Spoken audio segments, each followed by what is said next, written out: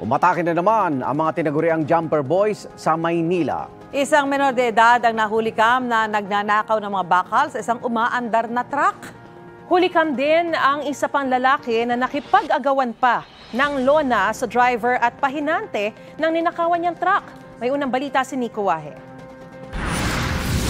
September 27 nang makuha na ng tagpong ito sa Mel Lopez Boulevard sa Road 10, Tondo, Maynila. Makikita nag-aagawan ng tatlong lalaki sa isang malaking lona na nasa kalsada. Ang lalaki nakaasul at orange na t-shirt, driver at pahinante pala ng truck na nakahinto.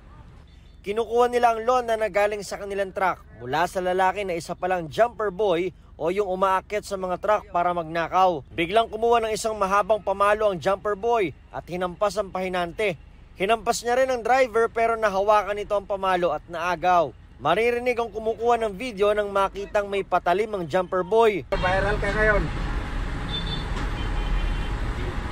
May kutsilyo. Ang jumper boy, inaresto ng mga operatiba ng Rahabago Police Station kinabukasan. Kinilala siyang si Marvin Mangalindan na miyembro raw ng Sputnik Gang. Nahulihan din siya ng baril. Medyo siga-siga dating yan eh. Kaya ganyan sa lugar nila eh.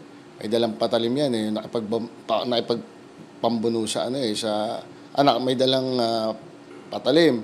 Nakipagpambuno sa driver. So, through follow-up, nahuli namin siya with the possession of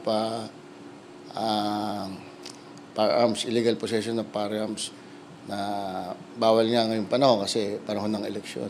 Hindi naman itinanggi ni Mangalindan na nagawa. Nangingi po ako ng tawad sa driver ng truck saka sa pahinante niya. Nangingi po ako ng pasyensya dahil nga po nasaktan ko rin ho sila.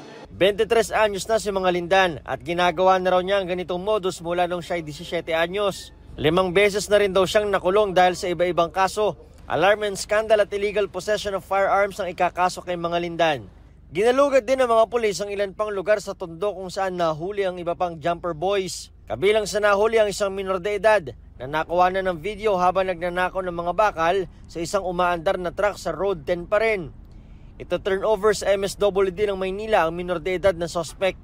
Actually, magkakilala in the sense na alam nila jumper sila pero hindi yan naman organized talaga yan. Talagang parang yan yung tao. No? Ito, matira natin mukhang may bukas yung toolbox o may mapapakinabangan sa ibabaw ng truck. Yun. Ganun ang tira niya mga yan. Magpapakalat daw sila ng mas maraming pulis sa lugar para magbantay sa mga ganitong modus. Ito ang unang balita. Nico Wahe para sa GMA Integrated News.